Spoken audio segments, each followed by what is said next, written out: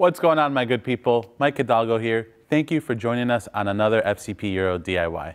Today, we're going to be working on a 2007 Volvo XC90.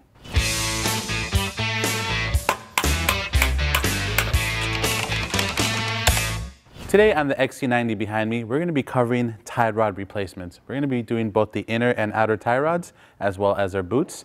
We're going to be using our OE kit that includes all Lemforder components. Now, typically, there is no real mileage interval for these. The reason being that every time you get in your vehicle and put any sort of input on the steering wheel, these tie rods are going to work. So they can last you 50,000 miles, they can last you 100, 150, 200, you get the idea. This XC90 behind me specifically has 195,000 miles on it. And as far as we know, the tie rods may be original. If not, they are at least half of the vehicle's life in there. So we have some really good play, really bad play, but really good play to show you what a worn out tie rod looks like.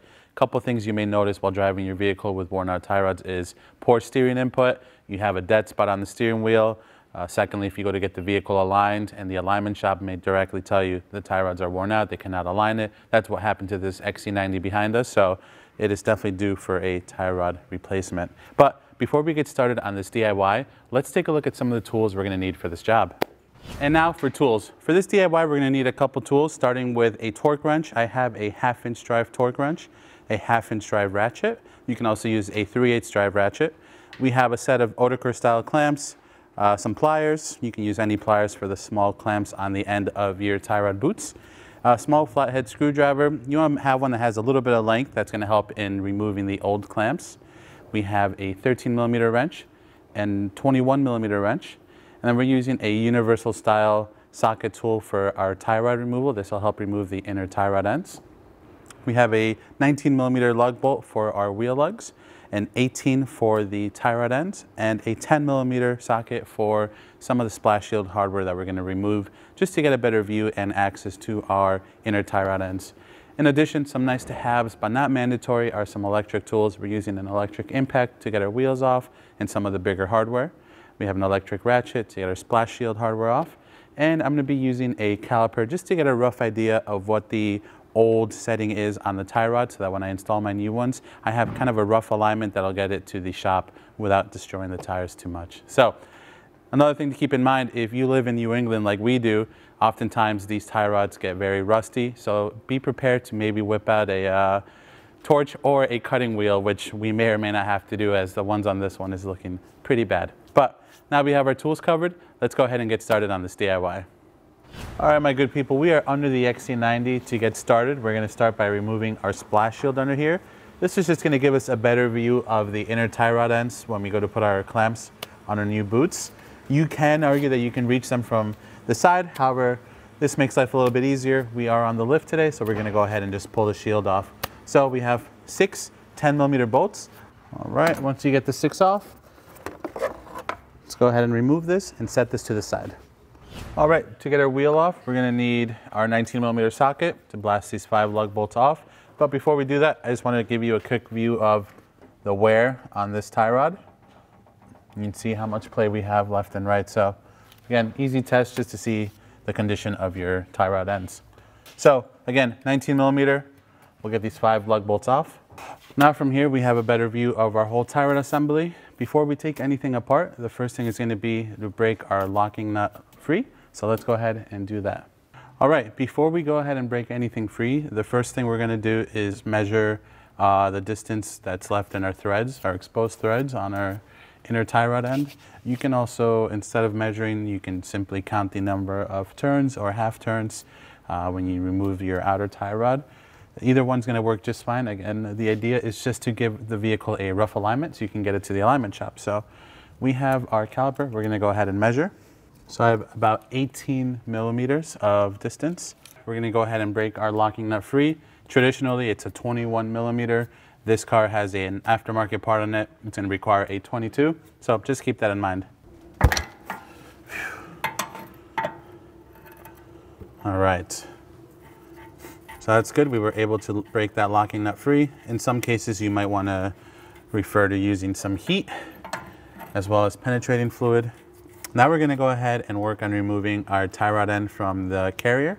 For that, you're going to need an 18mm socket, I'm going to use an 18 on my impact gun to zap it off.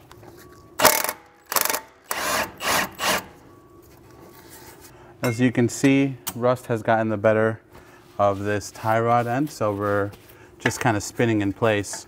You can do two things. You can use a floor jack or screw jack to press the tapered fit in to the carrier to try to keep the center from spinning, or you can use a counterhole tool and a wrench to break this free. So because of how rusty this is, it's going to put up a fight. I'm just going to grab a couple wrenches. We'll grab an 18mm wrench and we'll grab a counterhole tool and we'll work on removing that nut manually. But I'm using a ratcheting 18mm wrench and a 8mm wrench to counterhold. You can also use some adjustable pliers or an adjustable wrench.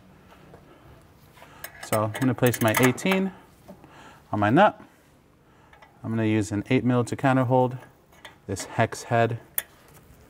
It's a little bit rusted, so it doesn't really take an 8 too well and it doesn't really take a 9 too well. So there we go. Now we can just go ahead and pull the tie rod end off. Sweet. Now what's left to do is remove the outer tie rod end. If you're lucky, you can just twist it off. All right, now this car is special. Again, we have different size hardware. We have a couple missing bits here. Traditionally, you have a clamp that sits on the outer end here of the boot. You would use a set of pliers to compress them and remove that. You can see our boot is missing the whole end except for this one piece where that clamp would traditionally be. So we'll show you a better look at that when we reinstall everything. Secondly, you're supposed to have an autocurve style clamp or pinch clamp at the inner end of this boot. As you can see, that is completely missing. We instead have a zip tie that someone put in at some point in time. So I should be able to just pull this boot off, seeing how it's just a zip tie holding it on. But traditionally, a long flathead screwdriver, you reach in there and just break the clamp free, it'll come out. With those clamps removed, you just work on pulling off this old boot. Here's a better look at that. You have a zip tie where that clamp should be. So our kit comes with new boots. We're going to go ahead and get rid of these. And now we have a really good view at what a toasted inner ball joint looks like on a tie rod. That is completely full of oxidation, rust, and crud. That should be nice and greased up. So this has definitely been exposed to some elements, and another reason why you should put the proper clamp on your boots. So we're going to go ahead and grab our tie rod universal tool and work on removing this inner ball. All right, so now we have our boot off. We can see the inner end. It looks a little bit different than the one that we are installing. This has got an aftermarket shape to it, so it's got a bit of a rounded head with a thin axis for a wrench on the backside. Luckily, this universal tool is pretty great, as it is a two-piece tool.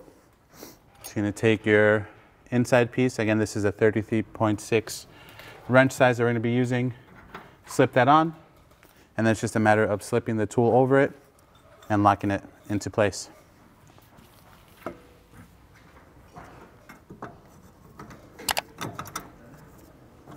Put that on, lock that into place.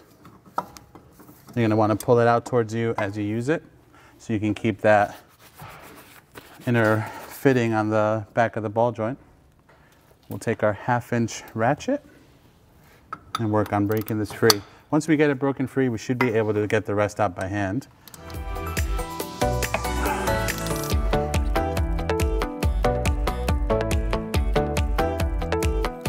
Now we can go ahead and take our new inner and just start it by hand.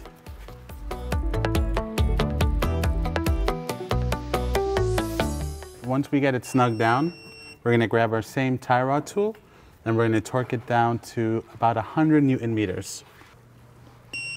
Once we have our inner end torqued down, we can go ahead and work on installing our boot. So you want to grab your new boot, grab your new autocurve clamp. Sometimes these move around in shipping. You want to make sure you have it to the snuggest fit around the boot, but not too snug where it won't go over the steering rack. So we're going to go ahead and feed that in as one.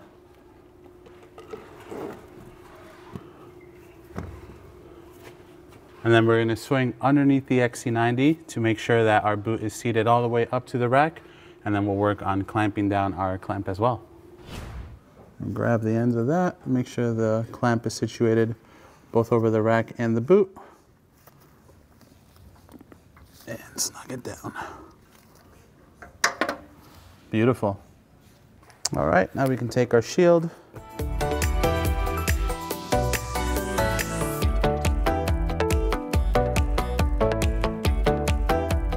And then we'll grab our 10mm socket, the electric ratchet, and just zap them back into place. All right, with our inner boot situated all the way in, we're gonna go ahead and clamp the outer end of our boot. To do that, you're gonna wanna make sure it's all the way into place. There's a small ridge on the inside of the tie rod end that you won't be able to see, but the boot itself has a couple ridges internally that kind of lock into the ring on the end there. So once you feel that it is locked into place, you can grab your new clamp. Now you can start threading in your locking nut. And at this point, since we measured off of our locking nut, we can actually go ahead and set ourselves up with a rough measurement now using our calipers. So I'm gonna go ahead and set them to my 18, like I measured earlier. And then that should get us, again, close enough just to get this old girl to the alignment shop. With our nut in place, we're gonna go ahead and feed our new outer. And just note, all the Lemforder units have a right hand and left hand stamp on them for these vehicles, so that way it makes it nice and easy in case you mix up the boxes or the packaging once you pull them out. Feed our end into the carrier. And then we'll just get our new nut started. So again, 18mm nut. We're gonna use an 18mm socket on our impact just to snug it down. We're gonna push up on the bottom so that our tapered end locks itself into the carrier here. Now, one thing to note, if your vehicle has steel knuckles like this one does, you're gonna torque them down to 70 Newton meters. Some vehicles were equipped with aluminum knuckles, for which those require 50 Newton meters plus 40 degrees. So just keep that in mind. Steel, 70 Newton meters, aluminum, 50 Newton meters plus 40 degrees. So we're gonna go with the steel route, but first let's go ahead and snug up our nut. At this point, everything should be tight enough for us to just be able to torque it down, but if it starts spinning on us, we'll use our counter hold. 70 Newton meters. With that situated, all we really have left to do on this side is just to lock our locking nut. So now we're gonna grab the correct 21mm wrench, snug that up to the tie rod end. Just give it a nice snug. They're gonna break that free at the alignment shop anyways, but it really only calls for about 20 to 30 Newton meters of torque, so not a whole lot. All right, now we're gonna go ahead and put our wheel back on.